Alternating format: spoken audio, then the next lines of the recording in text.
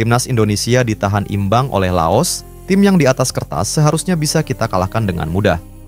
Skor 3-3 di Stadion Manahan, Solo, bukan hanya hasil mengecewakan, tapi juga meninggalkan sederet pertanyaan besar. Apa yang sebenarnya terjadi di lapangan? Mengapa skema permainan Indonesia seolah macet? Dan lagi-lagi Shin Tae-yong jadi sorotan utama. Mari kita kupas habis semuanya di video ini. Tapi sebelum itu, klik tombol subscribe dan nyalakan lonceng notifikasinya supaya kamu nggak ketinggalan update terbaru dari Sport 88. Pertandingan yang berlangsung Kamis malam itu berjalan penuh drama. Saling balas gol sejak awal, tapi keunggulan Indonesia selalu berhasil dikejar Laos. Gol-gol dari Kadek Arel dan 2 tandukan Muhammad Ferrari membawa harapan.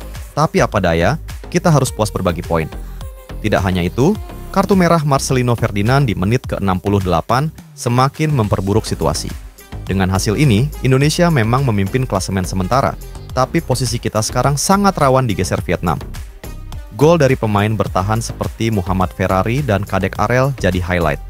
Tapi, kenapa justru lini serang kita seperti mati suri? Kita akan bahas nanti.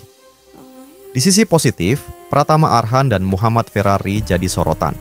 Lemparan jauh Arhan lagi-lagi menjadi senjata ampuh. 2 dari 3 gol Indonesia datang dari aksi spektakuler pemain Suwon FC ini.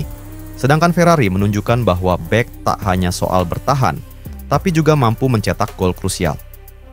Namun, performa beberapa pemain patut dipertanyakan. Hoki Caraka terlihat kesulitan di lini depan, nyaris tanpa suplai berarti. Marcelino Ferdinand yang biasanya jadi andalan di lini tengah, malah kehilangan momentum dan berujung pada kartu merah fatal.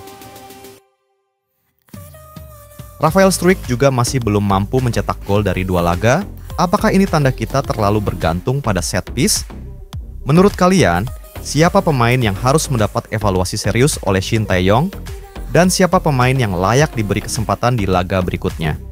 Tulis pendapat kalian di kolom komentar. Kekalahan kita bukan hanya soal performa individu, tapi juga masalah kolektif.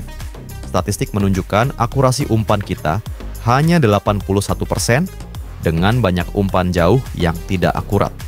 Lini tengah terlihat rapuh dan kreativitas serangan dari open play hampir tidak ada. Bahkan, semua gol kita berasal dari set piece. Apakah ini bukti bahwa skema Shin Tae-yong mulai bisa dibaca lawan? Kesalahan elementer seperti salah operan dari Kadek Arel dan kehilangan bola Marcelino berujung gol untuk Laos. Shin Tae-yong sendiri sudah mengakui bahwa kesalahan umpan adalah penyebab utama kegagalan kita meraih kemenangan. Shin Tae-yong meminta maaf kepada pendukung timnas atas hasil imbang ini. Tapi, apakah permintaan maaf cukup? Banyak pihak yang mulai mempertanyakan apakah STO mampu memaksimalkan potensi pemain-pemain muda Indonesia atau justru terjebak dalam skema yang tidak berkembang. Dengan laga berat melawan Vietnam di depan mata, mampukah ST membawa perubahan?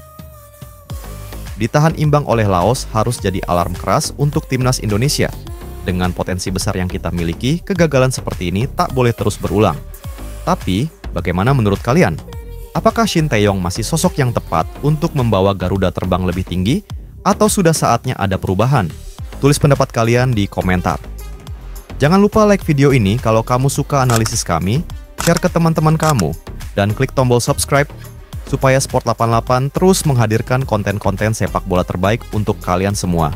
Sampai jumpa di video berikutnya.